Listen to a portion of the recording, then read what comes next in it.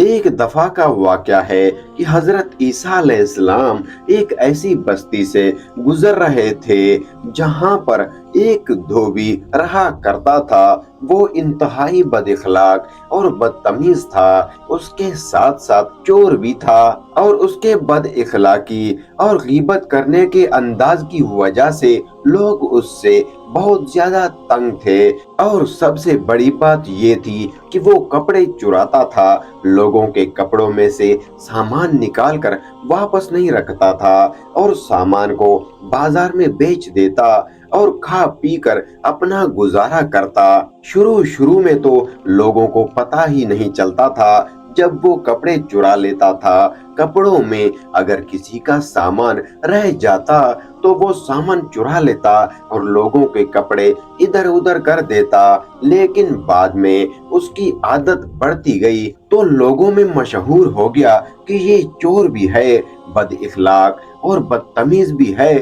سب سے بڑی بات یہ کہ لوگوں کے درمیان لڑائی کرواتا ہے، مگر علاقے والے اس سے بڑے تنگ تھے۔ اللہ کے نبی حضرت عیسیٰ علیہ السلام اس بستی میں داخل ہوئے، اس غرض سے یہ رہنمائی کرنی ہے اور لوگوں کو اللہ کی وحدانیت کے بارے میں بتانا ہے۔ اگر کوئی بگڑا ہوا ہے تو اس کو سدھارنا ہے اور اس کے لیے دعا کرنی ہے، کیونکہ اللہ کے نبی، اللہ کے نیک بندے بد دعا نہیں دیتے، وہ دعا کرتے ہیں۔ جب وہ وہاں پر رہ رہے تھے تو وہاں کے لوگوں کو اندازہ ہو گیا کہ اللہ کا ایک نیک بندہ یہاں پر رہتا ہے اور اس کی ہر دعا قبول ہوتی ہے۔ تو اس علاقے کے لوگوں نے یہ فیصلہ کیا کہ اس خبیث شیطان سے چھٹکارا حاصل کرنے کے لیے اللہ کے نبی حضرت عیسیٰ علیہ السلام کے پاس جانا چاہیے۔ وہ ہمارے حق میں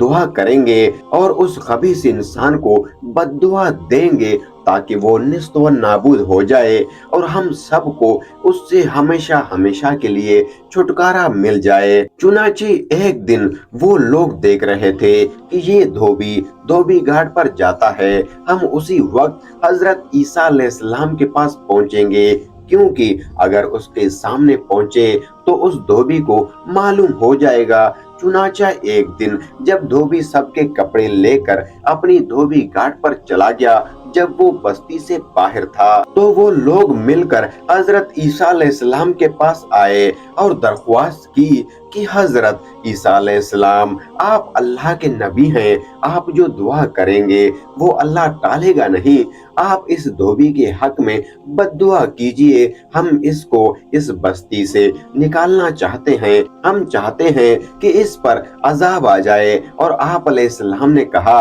کہ کسی کو بد دعا نہیں دینی چاہیے اور عذاب ہمارے کہنے سے نہیں آتا، اللہ تعالیٰ کے حکم سے آتا ہے، اور اللہ کے نبی کسی پر عذاب لانے کی دعا نہیں کرتے۔ ہاں، میں یہ ضرور دعا کرتا ہوں کہ اللہ تعالیٰ اس کو ہدایت دے، لیکن لوگ یہ مسلسل بولتے رہے کہ اللہ تعالیٰ اس بے ایمان کو، اس دھوکے باز کو، یعنی اس دھوبی گھاٹ پر غرق کر دے۔ لوگ جو تکلیف میں تھے اس کے حق میں بد دعا کرتے رہے، وہاں پر وہ بد دعا دے رہے تھے کہ اس پر عذاب نازل ہو جائے اور بستی میں واپس نہ آئے۔ یہاں پر اس دھوبی نے کیا عمل کیا؟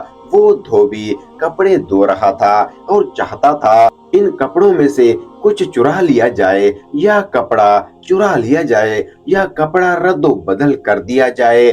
اب یہ وہ عمل کرنے ہی والا تھا کہ ایک فقیر کا گزر وہاں سے ہوا۔ فقیر وہاں سے گزرا، اس نے دھوبی کے پاس آ کر کہا کہ اللہ کے نام پر مجھے کچھ دے دے۔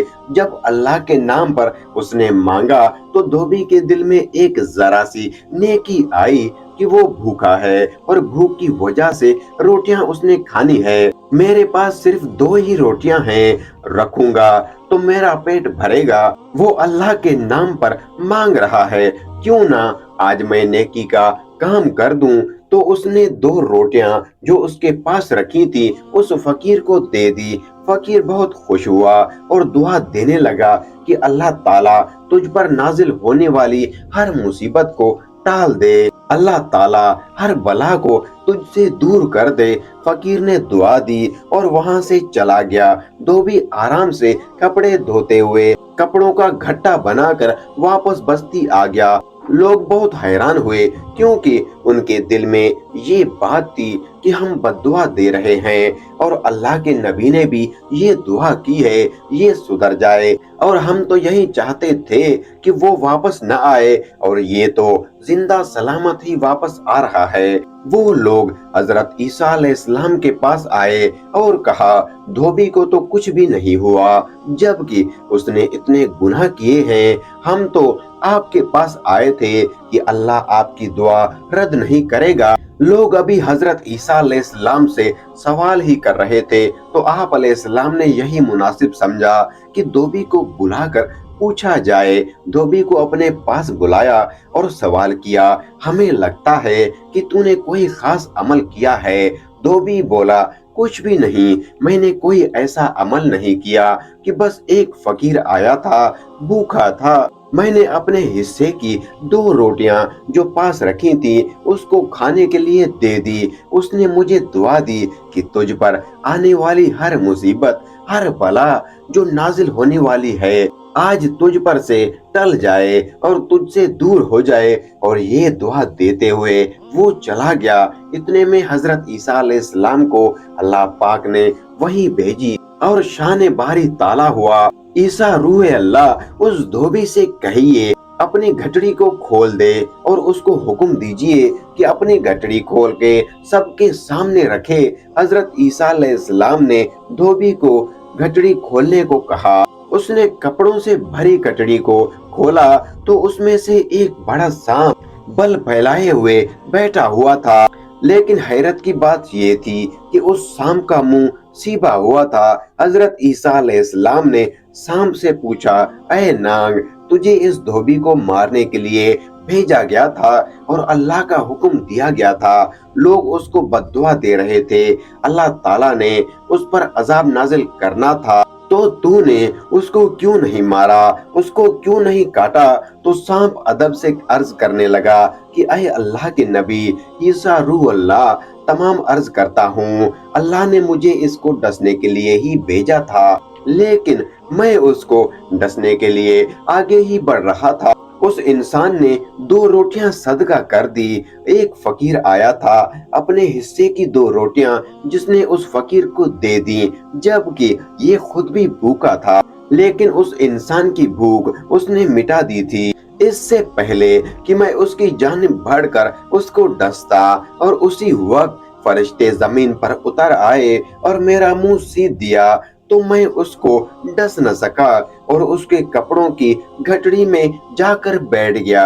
ये सुनकर हजरत ईसा अलैहिस्सलाम ने धोबी से फरमाया कि ऐ अल्लाह के बंदे, तूने कितने गुनाह किए, गैबत की, लोगों के दिल दुखाए, चोरी की, हराम का काम तूने किए, लेकिन तेरी एक नेकी की वजह से, तेरे एक सदका देने की वजह से अल्लाह ताला ने तेरे सारे गुनाह माफ कर दिए हैं। लिहाजा अब इस अमल को जारी रखना और गुनाहों से बचे रहना। यहाँ पर जितने लोग खड़े हुए हैं उनसे माफी मांग और तौबा कर कि आइंदा चोरी नहीं करेगा।